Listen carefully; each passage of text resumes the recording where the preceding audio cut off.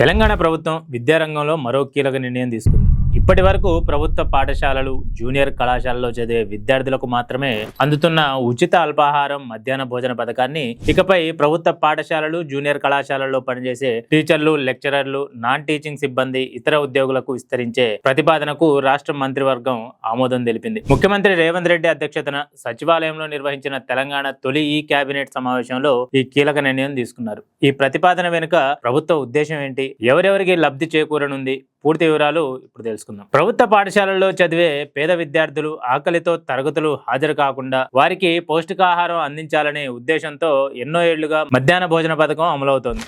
అనంతరం తెలంగాణలో రేవంత్ రెడ్డి ప్రభుత్వం విద్యార్థులు ఖాళీ కడుపుతో పాఠశాలకు రాకూడదనే లక్ష్యంతో సీఎం అల్పాహార పథకాన్ని కూడా ప్రారంభించారు. ప్రస్తుతం ప్రభుత్వ పాఠశాలలతో పాటు ఈ విద్యా సంవత్సరం నుంచి ప్రభుత్వ జూనియర్ కళాశాలలోని ఇంటర్ విద్యార్థులకు బ్రేక్ఫాస్ట్, మధ్యాహ్న భోజనం అందిస్తున్నారు. ఇప్పుడు అదే పథకాన్ని మరో అడుగు ముందుకేస్తూ విద్యార్థులకు మాత్రమే కాకుండా ప్రభుత్వ పాఠశాలలు, జూనియర్ కళాశాలలో విధులు నిర్వహించే ఉపాధ్యాయులకు, లెక్చరర్లకు, అలాగే నాన్ టీచింగ్ సిబ్బంది, ఇతర ఉద్యోగులందరికీ ఉచిత అల్పాహారం, మధ్యాహ్న భోజనం అందించే ప్రతిపాదనకు తెలంగాణ ప్రభుత్వం ఆమోదం తెలిపింది. ముఖ్యమంత్రి రేవంత్ రెడ్డి అధ్యక్షతన సచివాలయంలో జరిగిన తెలంగాణ తొలి కేబినెట్ సమావేశంలో రాష్ట్ర మంత్రివర్గం ఈ ప్రతిపాదనకు గ్రీన్ సిగ్నల్ ఇచ్చింది. ఇప్పటి వరకు ప్రభుత్వ పాఠశాలలో విద్యార్థులకు మాత్రమే ఈ సౌకర్యం అందుబాటులో ఉండేది. తాజా ప్రతిపాదన అమల్లోకి వస్తే విద్యార్థులతో పాటు ఉపాధ్యాయులు, లెక్చరర్లు, బోధనేతర సిబ్బంది కూడా అదే భోజనశాలలో అల్పాహారం, మధ్యాహ్న భోజనం చేసే అవకాశం కలుగుతుంది. కేబినెట్ ఆమోదం అనంతరం ప్రభుత్వం విడుదల చేసే మార్గదర్శకాల ప్రకారం రాష్ట్ర వ్యాప్తంగా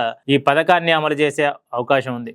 ఈ నిర్ణయం వెనుక ప్రభుత్వానికి స్పష్టమైన లక్ష్యం ఉందని తెలుస్తోంది. ఉపాధ్యాయులు రోజంతా విద్యా సంస్థల్లోనే విధులు నిర్వహిస్తుంటారు. భోజనం కోసం బయటకు వెళ్లాల్సిన అవసరం లేకుండా పాఠశాలల్లోనే ఆహారం అందిస్తే వారు విద్యార్థులకు మరింత సమయం కేటాయించే అవకాశం ఉంటోందని ప్రభుత్వం భావిస్తోంది. దీంతో విద్యార్థులకు బోధన మరింత మెరుగుపడడంతో పాటు ఉపాధ్యాయులు ఎప్పటికప్పుడు విద్యార్థులకు అందుబాటులో ఉంటారని అంచనా వేస్తోంది. అంతేకాదు విద్యార్థులు, ఉపాధ్యాయులు ఒకే భోజనశాలలో కలిసి భోజనం చేయడం వల్ల ఆహార నాణ్యతపై కూడా మరింత పర్యవేక్షణ ఉండే అవకాశం ఉంటుందని ప్రభుత్వం భావిస్తోంది. వడ్డించే ఆహారం పరిశుభ్రంగా ఉందా, మెనూ ప్రకారం భోజనం అందుతోందా, పోషకాహార ప్రమాణాలు పాటిస్తున్నారా వంటి అంశాలపై ఉపాధ్యాయులు ప్రత్యక్షంగా నిఘా ఉంచే అవకాశం ఉంటుంది. దీంతో విద్యార్థులకు అందే భోజనం నాణ్యత మరింత మెరుగుపడుతోందని ప్రభుత్వం అంచనా వేస్తోంది. ఇక విద్యా వాతావరణంపై కూడా ఈ నిర్ణయం సానుకూల ప్రభావం చూపుతోంది ప్రభుత్వం భావిస్తోంది. ఉపాధ్యాయులు ఎక్కువ సమయం విద్యా సంస్థల్లో ఉండడం వల్ల విద్యార్థుల సందేహాలను వెంటనే నివృత్తి చేసే అవకాశం ఉంటుంది. తరగతుల నిర్వహణలోనూ నిరంతర పర్యవేక్షణ సాధ్యమవుతుంది. పాఠశాలలు, జూనియర్ కళాశాలల్లో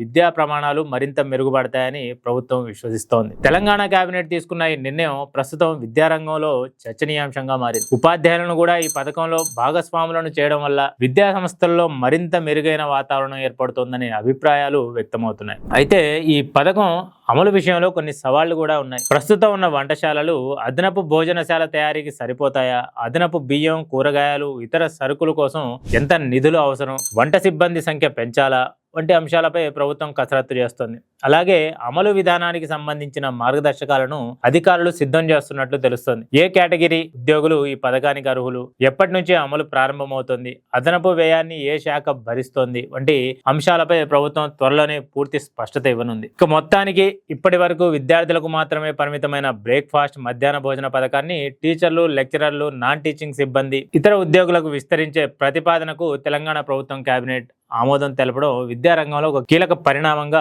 భావిస్తున్నారు. ఈ నిర్ణయం అమల్లోకి వస్తే ఉపాధ్యాయులు, విద్యార్థులకు మరింత అందుబాటులో ఉండడంతో పాటు విద్యా సంస్థల్లో విద్యా వాతావరణం, భోజన పథకాల పర్యవేక్షణ మరింత మెరుగుపడే అవకాశం ఉంటుందని ప్రభుత్వం భావిస్తోంది. అయితే ప్రభుత్వం విడుదల చేసే అధికారిక మార్గదర్శకాల తర్వాతే అర్హుల జాబితా, అమలు తేదీ, నిధుల కేటాయింపు, అమలు విధానంపై పూర్తి స్పష్టత రానుంది. మరి ఇది ఇవాల్టి special story. This is Riyaz signing off.